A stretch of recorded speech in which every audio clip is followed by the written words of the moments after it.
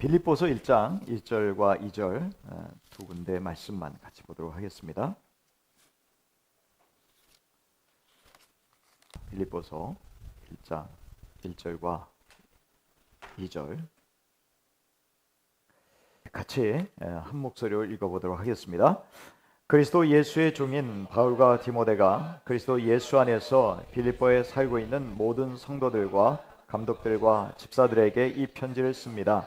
하나님 우리 아버지와 주 예수 그리스도께서 내려주시는 은혜와 평화가 여러분에게 있기를 빕니다. 지난주에 저희가 빌립보 교회가 어떻게 시작되었는지 사도행전 16장의 말씀을 통해서 살펴보았습니다. 교회가 세워질 때는요, 아픔이 있습니다. 굉장히 큰 고통이 따르게 됨을 알 수 있습니다. 우리나라에 처음에 선교사님들이 들어왔을 때 많은 핍박을 받았습니다. 대동강변에서 토마스 목사님은 목이 잘려서 죽는 그러한 순교를 당하기도 했습니다. 그 후에 많은 선교사님들이 이 땅에 와서 헌신했습니다. 그리고 질병에 걸려서 죽기도 했습니다. 전염병에 걸려서 세상을 떠나기도 했습니다.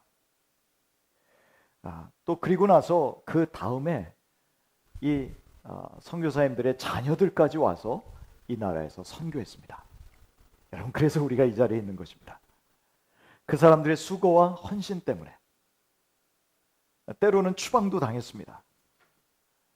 대한민국의 독립을, 이 조선의 독립을 지원했다는 혐의 때문에 일제로부터 쫓겨나기도 했습니다.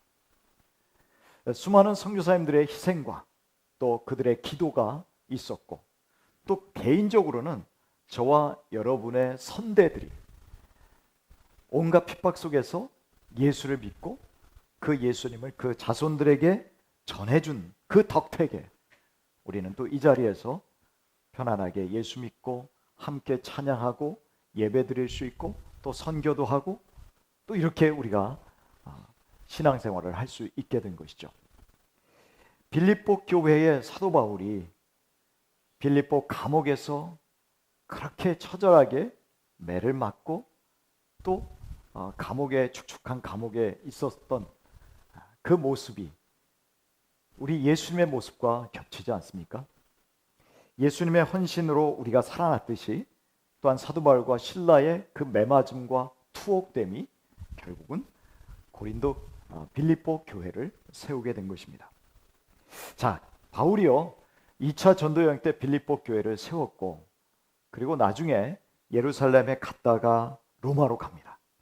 근데 우리가 이제 사도행전 오늘 끝났지 않습니까? 우리가 매일매일 읽는 사도행전을 오늘 이제 마무리했고, 내일부터 이제 로마서를 같이 읽게 되는데요.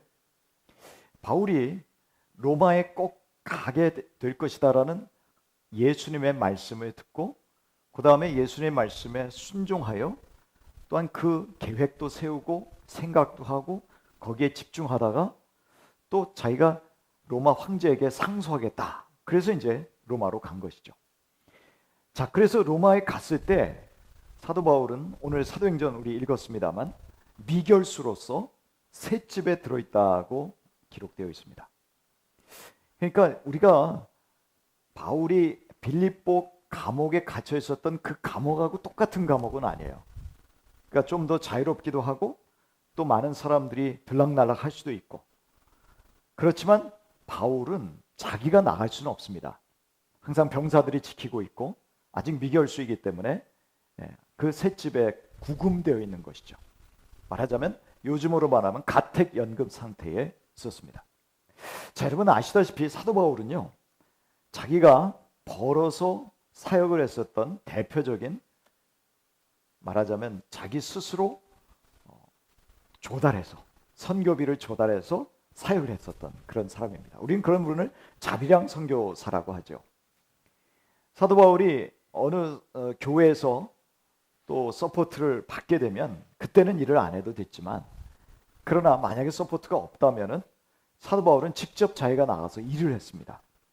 사도 바울은 천막을 만드는 기술이 있었어요. 그래서 그 천막 만드는 기술을 사용해서 자기가 직접 일을 해서 생활비도 벌고, 그리고 자기만 또 필요를 채운 것이 아니라 주변의 다른 선교사들도 함께 도왔던 그런 분입니다. 그런데 이 사도 바울은 로마에 딱 들어갔을 때는 가택연금 상태이니까 일을 못하는 거죠. 그러니까 이 일을 못하니까 누군가 도와야 됐습니다. 그런데 여러분, 누가 도왔는지 아십니까? 빌립보 교회가 도왔습니다. 사도 바울이 2차 전도 여행 때 그렇게 고생하면서 세웠던, 자기가 매맞고 감옥에 갇히고 했었던 그 교회, 두 교회가 생겼잖아요. 두 가정교회가 생겼는데 어느 교회인지는 모르지만 두 가정교회가 다일 수도 있죠. 그 가정교회에서 사도 바울, 로마에 있는 가택연금 상태에 있는 사도 바울을 후원했다는 것입니다. 헌금을 보냈어요. 그 헌금의 전달자가 누구냐면 한 사람 이름이 에바브라 디도라는 사람이었습니다. 아마 안수 집사 정도 되는 분이었겠죠. 근데 이 에바브라 디도라는 분이 빌립보에서 헌금을 가지고, 빌립보는 저쪽 마케도니아 있지 않습니까? 그리스에. 그러니까 이제 이탈리아 로마로 온 거예요. 이탈리아로 로마로 와서 헌금을 전달하는데 그만 굉장히 많이 아팠습니다. 거의 너무나 아파서 죽을 지경까지 간 거예요. 위태로운 상황까지 됐어요. 그렇지만 하나님께서 은혜를 주셔서 이 에바브로 디도가 건강하게 회복돼서 또 다시 바울의 편지를 들고 빌립보로 간 거예요.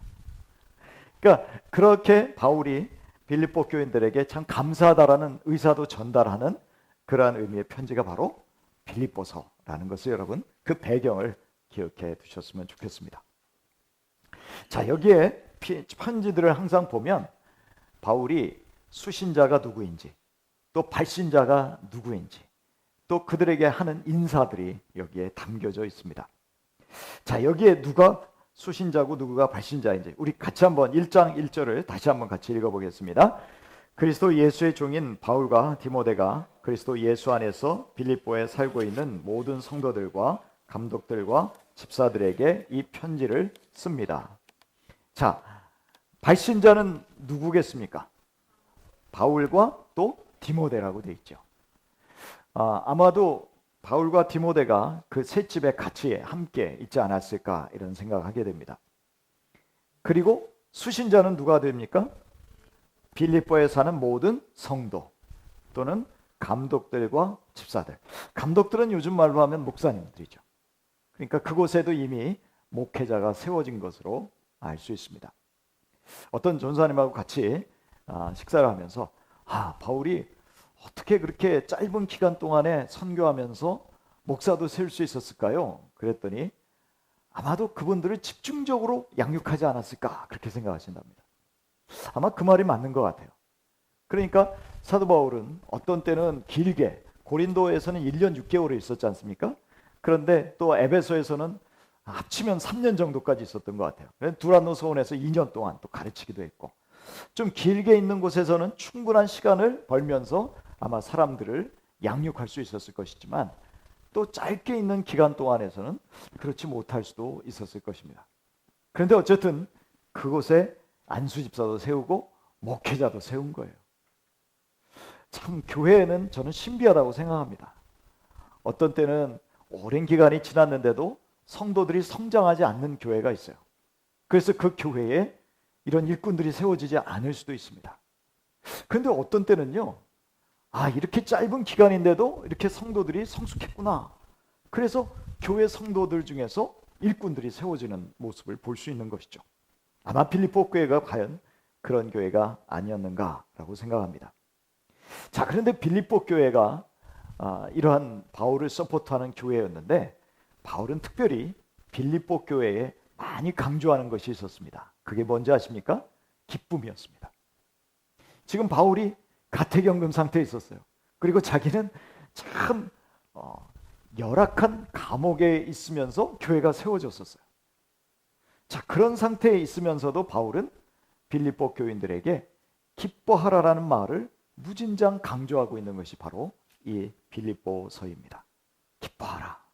주 안에서 기뻐하라. 자, 여기에 사도 바울이 자신을 소개할 때 이런 말을 하고 있습니다. 1절에 보시면 그리스도 예수의 종 바울과 디모데라고 되어 있습니다.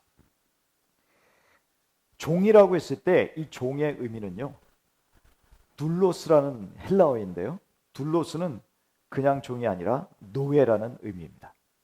자유가 없는 사람이죠. 종은요, 자기의 권리가 없어요. 주인에게 예속되어 있어서 주인이 시키는 대로 해야 돼요. 그리고 둘로스는 생사를 자기가 마음대로 하지 못합니다. 주인이 생사까지도 마음대로 쥐고 흔들 수 있습니다. 바로 그러한 종이 바로 바울이고 디모데다. 근데 누구의 종입니까? 그리스도 예수의 종이다 라고 말합니다. 근데 우리는 흔히 예수 그리스도 그렇게 말하잖아요. 예수 그리스도. 그래서 어떤 분은 예수 그리스도 그러면 예수가 first name이고 그리스도가 last name이다 이렇게 생각하시는 분이 있는데, 사실 그리스도는 예수님의 어떤 분인가, 구약에서부터 예언된 메시아, 기름 부음 받은 자라는 그런 뜻입니다. 그리고 예수라는 말은 천사가 와서 바로 예수 태어나실 아기가 예수님이 될 것이다, 구원자가 될 것이다 했을 때의 그 이름이었죠. 그러니까 그리스도라는 것은 어떻게 말하면 직분이다라고 말할 수 있습니다. 그리스도라는 뜻은요, 메시아라는 뜻은 히브리 말로는 메시아고 헬라어로는 그리스도인데, 이 그리스도라는 뜻은 뭐냐면은 기름 부음을 받았다라는 뜻입니다. 구약 시대에는 기름 부음을 받은 사람이 세 종류의 사람이 있었습니다. 자, 여러분, 대제사장이 있었죠. 그 다음에 왕이 있었죠. 그 다음에 또 한 사람은 누구일까요? 선지자가 있습니다. 그러니까 제사장이나 선지자나 왕은 다 기름 부음을 받은 사람들이었어요. 그런데 예수님은 이 세 가지 직분을 다 가지신 분이었다라는 것이죠. 자, 처음에 제사장이다라고 제사장이 기름 부음을 받는데요. 우리가 요한일서 2장 2절을 보시면 아마 스크린에 나와 있을 텐데요. 같이 한번 읽어보도록 하겠습니다. 그는 우리 죄를 위한 화목 제물이시니 우리 주만 위한 것이 아니라 온 세상을 위한 것입니다. 자, 또 히브리서 3장 1절을 한번 같이 보실까요? 시작. 그러므로 하늘의 부르심을 받아 하든 거룩한 형제 자매 여러분, 우리가 고백하는 신앙의 사도요 대제사장이신 예수를 깊이 생각하십시오. 분명히 예수님이 뭘로 나와 있습니까? 대제사장으로 나와 있죠. 그런데 아까 요한일서 2장 2절을 읽을 때 그분은 자기를 화목제물로 드리셨어요. 원래 대제사장은 제물을 갖다가 드리는 사람입니다. 그리고 제물에 피를 뿌리는 사람입니다. 그런데 예수님은 자기가 제사장이면서 자기가 제물이 되셨다는 거예요. 자기가 제물도 되고 제사장도 그래요. 그래서 자기가 자기 몸을 십자가에서 드리시면서 자기가 스스로 하나님께 제사를 드렸다는 거예요. 그래서 이분이 어떤 분이 되었느냐? 우리 고린도전서 7장 23절 또 있어요. 우리 또 같이 한번 읽어보겠습니다. 시작. 너희는 값으로 사신 것이니 사람들의 종이 되지 말라. 그러니까 예수님이 자기의 피값으로 저와 여러분을 위해서 제사를 드린 다음에 그 다음에 저와 여러분을 피값으로 사셨어요. 이제 여러분은 내 인생의 내 주인이 아닙니다. 내 주인이 아닙니다. 예수님이 여러분을 피값으로 사셨기 때문에 이제 여러분은 누구의 소유가 되었느냐 하면 그리스도의 소유가 되었어요. 우리는 이제 우리 인생이 아니에요. 예수님에 의해서 좌우되는 인생으로 바뀐 것입니다. 그리스도는 이 바울이나 또 이 디모데가 말하고자 하는 건 그거예요. 우리는 그리스도라는 대제사장이 흘리신 그 피로, 그 제사로 이제는 죄 용서함도 받았지만, 그러나 우리는 그 피값으로 예수님이 우리를 사셨기 때문에, 과거에는 마귀의 손에 붙들려 있었던 사람이에요. 마귀가 우리 인생의 주인이었어요. 그래서 죄와 사망으로 영원히 멸망할 수밖에 없었어요. 하지만 이제는 예수님이 우리를 그 피로 값으로 사셨기 때문에 우리는 이제 예수님의 소유가 되었다라는 말입니다. 아멘. 우리는 이제 예수님이 꽉 붙들고 있기 때문에 마귀가 우리를 이제는 빼내지 못하는 거예요. 예수님이 한번 붙들었기 때문에 내 소유야, 너는 내 거야 라고 했기 때문에 여러분과 저는 영원한 하나님의 나라에서 영생을 누릴 수 있는 하나님의 복된 자녀들이 된 것이죠. 예수님 그렇게 사셨으니까. 여러분, 이 확신에서 흔들리지 않기를 바랍니다. 저와 여러분은 절대 이제는 어디 뺏길 사람들이 아니라는 것이죠. 우리 예수님이 꽉 붙들고 계십니다. 우리가 살아가면서 사람들을 앞에서 좀 재고 싶을 때가 있잖아요. 아, 나 누구 알아. 나 유명한 누구 알아. 그리고 사람들과 만나면은 그런 사람들 앞에서 약간 좀 과시하고 싶은 마음도 있어요. 뭐 예를 들어서 연예인 누구를 알아. 또는 정치인 누구를 알아. 유명한 사람들이 있으면 티를 내고 싶어 하잖아요.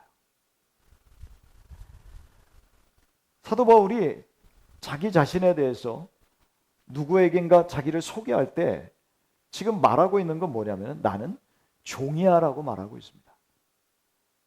그것도 둘로스, 노예야라고 말하고 있습니다. 사도 바울이 자랑할 게 없어서 그랬을까요? 저는 그렇게 생각하지 않습니다. 사도 바울은 자랑할 게 많은 사람들이었어요. 여러분 조금만 넘어가시면 빌립보 3장이 있어요. 한번 빌립보 3장으로 조금 넘어가 보시겠습니까? 한두 페이지 정도 넘어가시면 빌립보 3장이 있는데요. 자, 빌립보 3장 5절과 6절을 한번 같이 한번 읽어보겠습니다. 시작. 내가 8일 만에 할례를 받고 이스라엘의 족속이요 베냐민의 지파요 히브리인 중에 히브리인이요 율법으로는 바리새인이요.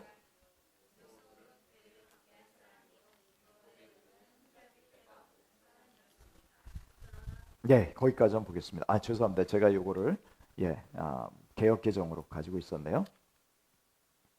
바울이 자기 자신도 사람들 앞에서 내세울 게 있다라고 말하는 거예요. 8일 만에 할례를 받고 이스라엘 족속 베냐민 지파 히브리인 중에 히브리인. 무슨 말입니까? 정통 유대인이라는 거예요. 자기는 혈통적으로 이방인과 다른 정통 유대인이다. 그리고 바리새인이다. 율법으로 바리새인이다라는 것은 굉장히 열심히 있는 신앙인이었다라는 말입니다. 열심으로는 교회를 핍박하고 율법의 의로는 흠이 없는 자로다. 그러니까 유대인들의 입장에서는 사도 바울은 대단히 뛰어난 사람이었다라는 것이죠. 사실 사도 바울은 이런 거를 자랑할 수 있었어요. 우리 사도행전 22장 3절에 보면 제가 읽어보겠습니다. 나는 유대인으로 길리기아 다소에서 났고 이성에서 자라 가말리엘의 문화에서 우리 조상들의 율법에 엄한 교훈을 받았고 오늘 너희 모든 사람처럼 하나님께 대하여 열심하는 자라. 자기는 열심 있는 사람이었다. 가말리엘 문화라는 것은요, 요즘으로 말하면 최고의 대학을 나온 거예요. 한국으로 말하면 서울대학교 나왔고 서울대학 대학원을 나왔고 대학원 중에서도 박사 학위를 받았고 엘리트 중에 엘리트라는 말입니다. 어떻게 보면 사도 바울은 자랑할 수 있는 게 많았어요. 사람들 앞에 내세울 수 있는 것이 많았습니다. 그런데 오늘 사도 바울이 자기를 소개할 때 사용하고 있는 단어는 종이다라는 단어밖에 없어요. 나는 그리스도에게 예속되어 있는, 그리스도가 내 주인이고 나는 그리스도께 예속되어 있는 나는 종이야. 왜 그랬을까요? 실제로 바울 사도는 그것이 가장 최고라고 생각했기 때문에 그렇습니다. 내세울 것이 없으니까 나는 꿀릴 게 많은데 그래도 요거는 좀 말해야 되지 않을까라고 고민해서 내세우는 것이 아니라 진짜 나에게는 다른 거는 다 필요 없어. 내가 예수 그리스도의 종이라는 게 가장 나에게는 내세울 만한 것이야 라고 하기 때문에 지금 자기를 소개하면서 그리스도의 종이라고 말하고 있는 것이죠. 여러분 빌립보서 아까 3장 읽었잖아요. 3장 7절부터 9절까지 앞에 스크린도 아마 나와 있을 건데요. 한번 같이 한번 읽어보도록 하겠습니다. 시작. 그러나 나는 내게 이루었던 것은 무엇이든지 그리스도 때문에 해로운 것으로 여기게 되었습니다. 그뿐만 아니라 내 주 예수 그리스도를 아는 지식이 가장 고귀함으로 나는 그 밖의 모든 것을 해로 여깁니다. 나는 그리스도 때문에 모든 것을 잃었고 그 모든 것을 오물로 여깁니다. 나는 그리스도를 얻고 그리스도 안에 있는 사람으로 인정받으려고 합니다. 나는 율법에서 생기는 나 하나님의 의가 아니라 그리스도를 믿는 믿음으로 말미암아 오는 의, 곧 믿음에 근거하여 하나님에게서 오는 의를 얻으려고 합니다.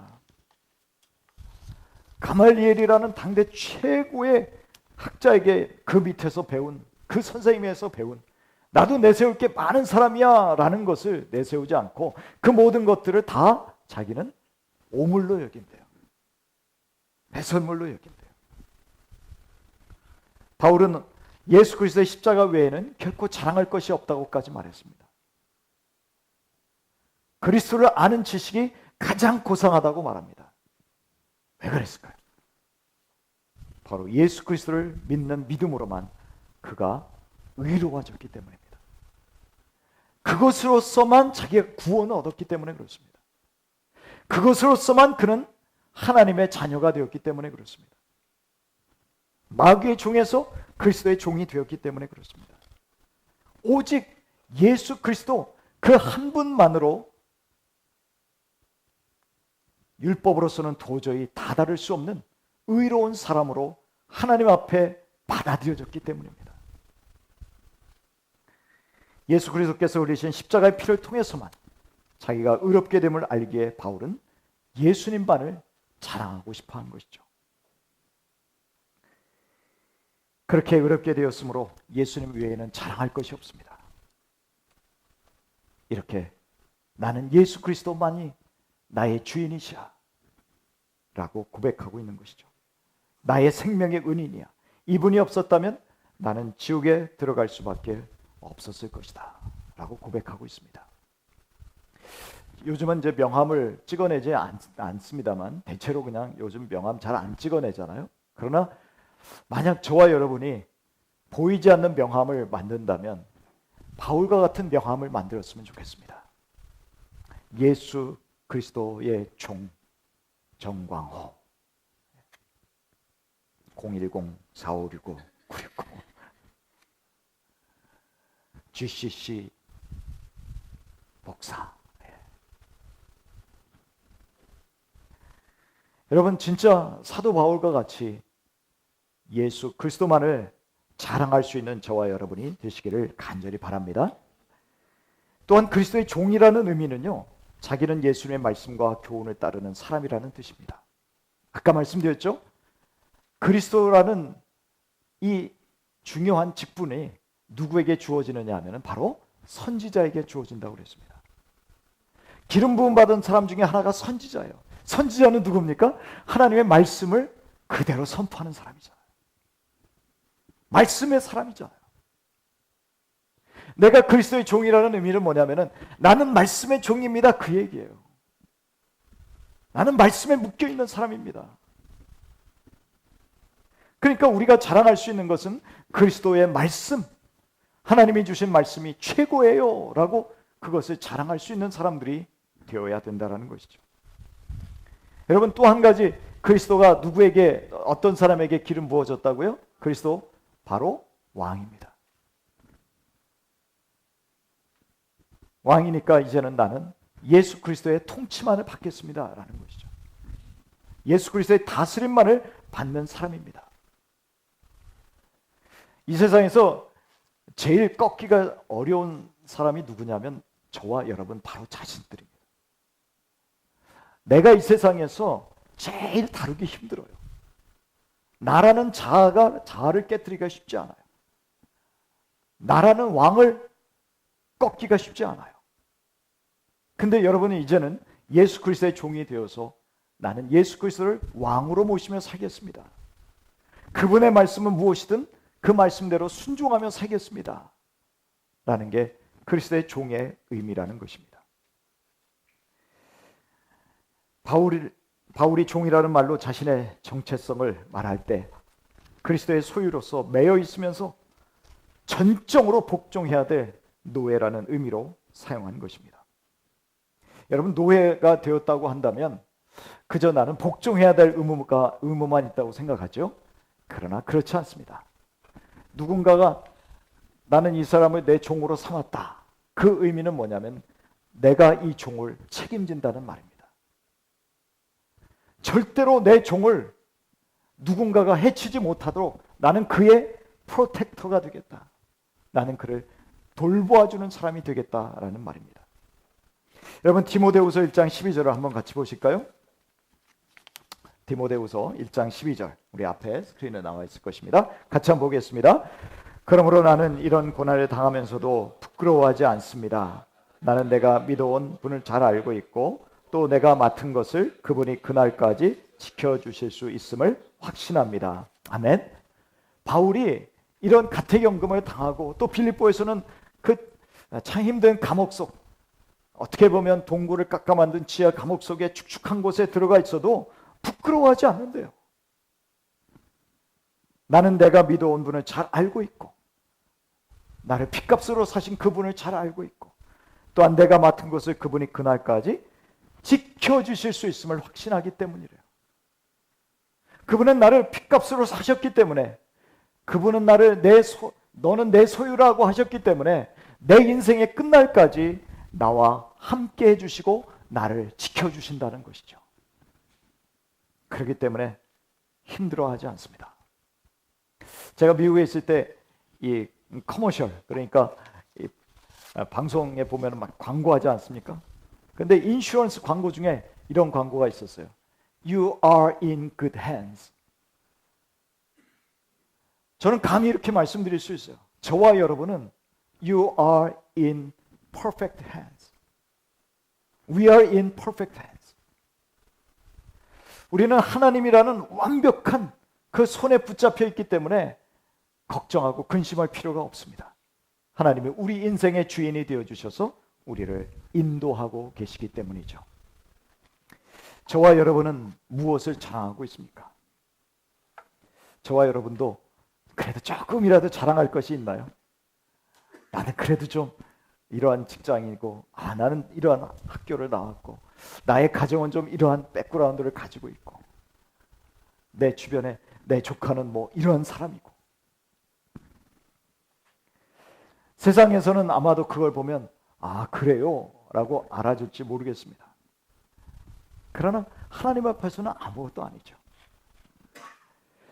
예수님이 나를 죽음에서 생명으로 옮겨주시고 의롭게 먼저 만들어주신 분임을 여러분 믿으십니까? 아멘. 그렇다면 예수님을 어떤 경우에도 신뢰하시기를 바랍니다. 예수님께서 나를 자신의 생명을 주고 사셨으니 이 파도도, 험한 인생의 파도도 주님의 손을 붙잡고 넘어가게 하실 것입니다. 오직 예수님의 인도와 다스림만이 축복임을 인정하고 그 길로 한 걸음 한 걸음 걸어가시기를 간절히 바랍니다. 이렇게 주님의 종이 된 자들에게 주시는 게 뭐냐면 은혜와 평강이에요. 자, 빌립보서 1장 2절, 이번 주에 우리가 암송할 말씀인데요. 같이 한번 읽어보도록 하겠습니다. 하나님 우리 아버지와 주 예수 그리스도에 의해서 은혜와 평강이 너에게 있을지어다. 바울은 이 편지를 그리스도 안에 있으면서 빌립보 안에 있는 모든 성도에게 보냅니다. 은혜는요, 카리스예요. 그레이스입니다. 그들은 바울처럼 그리스도 안에 있기 때문에 이미 구원의 은혜를 받은 자들입니다. 거룩한 자들입니다. 결코 정죄함을 받지 않습니다. 그리스도께서 우리의 영원한 제사장이 되어주시니 이제 우리의 모든 죄가 용서함 받습니다. 생명의 유업을 이어갈 하나님의 자녀가 된 것입니다. 이제 그리스도께 매여 있는 자들입니다. 이제 하나님의 은혜를 받은 자들이 되었지만 하나님께서 이러한 구원의 은혜를 받은 자들에게 평강의 은혜를 주십니다. 평안의 은혜를 주십니다. 여러분, 그레이스라고 이제 은혜는 영어로 그레이스입니다. 근데 이제 헬라어로는 카리스죠. 근데 은혜는 늘 뭐가 따라오냐면 평강이 따라옵니다. 평강이 히브리어 말로는 뭐죠? 샬롬입니다. 그리고 헬라어로는 에이레네입니다. 에이레네. 이 평화라 함은 전쟁이 없는 상태입니다. 갈등이 없는 상태입니다. 그러나 이 평화라는 말의 좀 더 깊은 의미는 하나님과의 관계에 있어서 나는 정상적인 관계를 누리고 있다. 이것이 바로 평화의 진정한 의미입니다. 하나님과 바른 관계를 맺고 있습니다. 우리는 본질상 하나님의 자녀였을 때는 하나님과 불화한 관계였어요. 하지만 하나님께서 우리를 대신하여 그리스도를 희생시키셨죠. 하나님은 죄를 알지도 못하신 자로 우리를 위하여 대신 죄로 삼으셨습니다. 그리하여 하나님은 그리스도로 말미암아 우리를 자기와 화목하게 하셨습니다. 고린도후서 5장 18절이에요. 하나님과 평화의 관계를 누리게 하셨어요. 하나님과의 관계에서 나오는 은혜로 구원을 얻은 사람들에게 이제 하나님과 화목하게 되는 은혜가 있다는 것이죠. 그래서 은혜와 평강은 같이 가는 것입니다. 하나님께서 은혜를 베푸셔서 예수 그리스도를 통해서 하나님과 화해할 수 있는 평강의 은혜까지, 그 은혜가 평안으로 연결되게 하셨기 때문입니다. 이제 하나님과 화목하게 되었습니다. 그래서 우리는 늘 은혜와 평강, 그 은혜와 평강을 주실 수 있는 분이 누구냐? 그리스도. 바로 그리스도가 우리에게 은혜와 평강을 주십니다. 그 말은 무슨 말이냐면 그리스도가 하나님이라는 말입니다. 그리스도, 바로 그 하나님을 통해서 하나님 아버지와 평화를 누릴 수 있게 된 사람들이 되었고, 또 그 화평을 우리의 삶 가운데서 누리게 된 것이죠. 자, 이 평강은 외부 조건이 아니라 환경이나 사람들과의 관계가 아니라 그것과는 전혀 무관하게 오히려 하나님과의 관계에서 누리는 평화이기에 바울은 옥중에서도 기쁨과 평안의 편지를 빌립보 성도들에게 보낼 수 있었습니다. 생각해 보세요. 가택연금 상태에서 자유도 없잖아요. 그리고 아마도 누군가가 가서 또 이렇게 음식물을 가져온다든지 또 음식 재료를 가져온다든지 뭐 누군가 서포트를 해줘서 가져온다든지 그래야만 살아갈 수 있는데, 그냥 자기가 있는 그 안에서만 그냥 왔다 갔다 해야 되는 상황인데 뭐가 그렇게 기쁘겠습니까?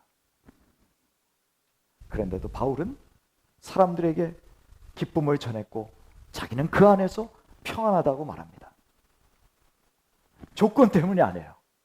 환경 때문이 아니에요. 거기에 하나님이 함께 계시기 때문입니다.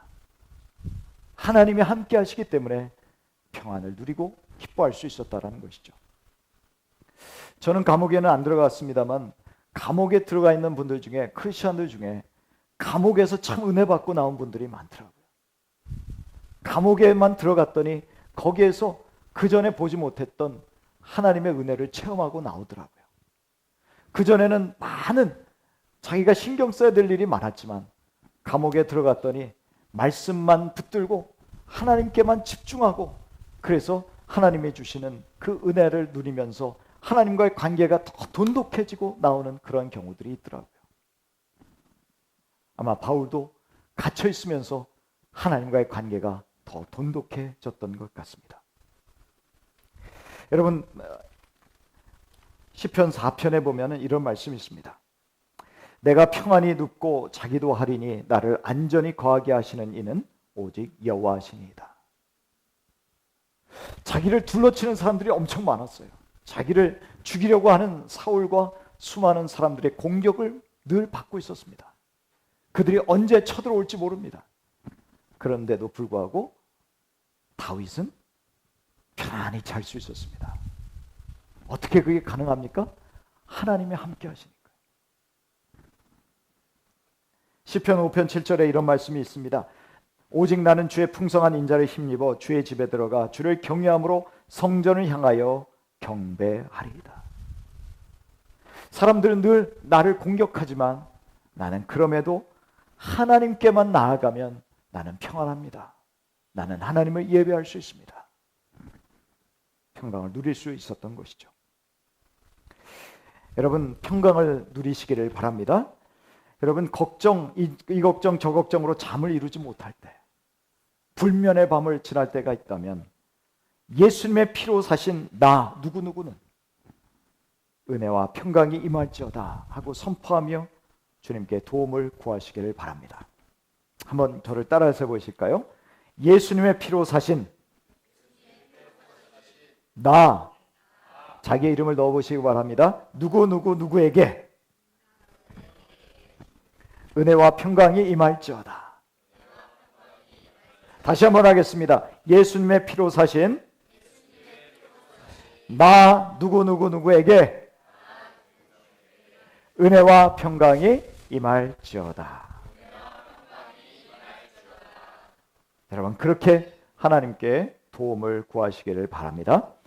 앞을 바라보면 떡하니 산이 가로막혀 있고, 또 뒤를 보면 높이 파도치는 바다가 나를 삼킬 듯이 버티고 있을 때가 있습니다.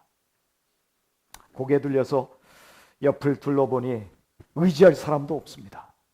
백도 없습니다. 그럴 때 절망하지 마십시오. 사방이 우겨쌈을 당해도 저와 여러분을 구원해 주시고 건져 주실 능력의 주님이 함께 하시는 줄 믿습니다. 나는 예수님이 피값으로 사신 그분의 소유이니 그분께서 나를 이 상황 가운데서도 건지시고 보호하시겠구나.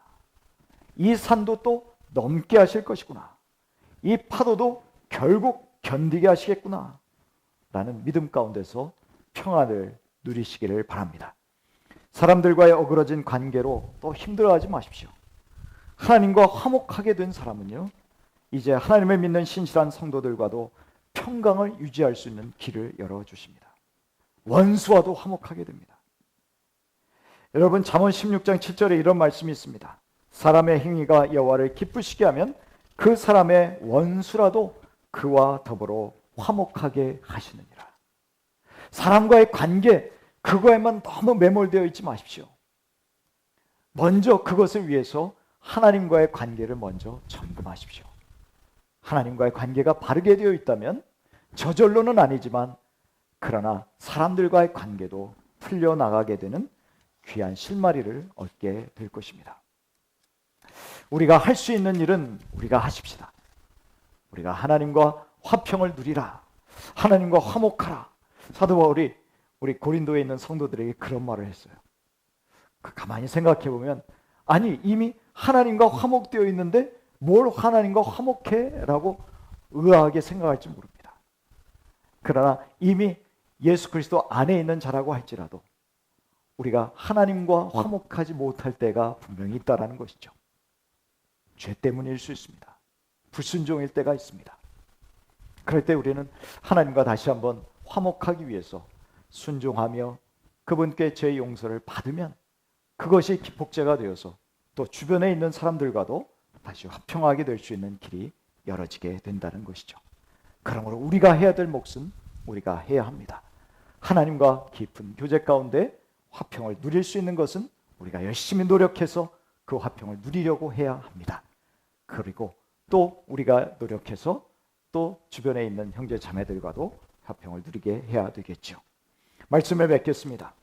우리는 그리스도의 십자가의 공로로 거룩한 자들이 되었습니다. 성도라 불리우게 되었습니다. 그들은 그리스도 예수의 종입니다. 저와 여러분 예수의 종입니다. 바울뿐만이 아니라 우리 모두가 예수의 소유된 종들입니다. 이제는 이 대제사장, 선지자, 왕으로 모시고 사는 예수님을 왕으로, 선지자로, 대제사장으로 모시는 그분의 소유들이 되었습니다. 그분의 십자가의 보혈로 죄 씻음 받고 그리스도의 소유가 된 성도로서 오로지 하나님의 말씀에만 순종하는 자들이 되었습니다. 이제 저와 여러분은 그분의 다스림과 인도함만을 따라서 살아가는 진실한 그리스도인들이 될 수 있기를 축복합니다. 이렇게 구별되어서 예수 그리스도의 종이 된 우리에게는 은혜와 평강이 임합니다. 하나님의 은혜를 받아들이고 구원의 은혜를 받으면 우리는 하나님과의 견고한 관계 속에서 하나님의 보호와 인도 가운데 평강을 누리게 될 것입니다. 어떠한 상황이나 환경 속에서도 하나님이 붙들고 계시고 인도하신다는 확신 가운데 평안할 수 있습니다. 죄에서 구원하신 대제사장이신 그리스도로 인해서 날 교훈하시고 인도하시는 선지자이신 그리스도로 인해서 내 인생을 다스리는 왕이신 그리스도로 인해서 평강을 누리게 될 것입니다.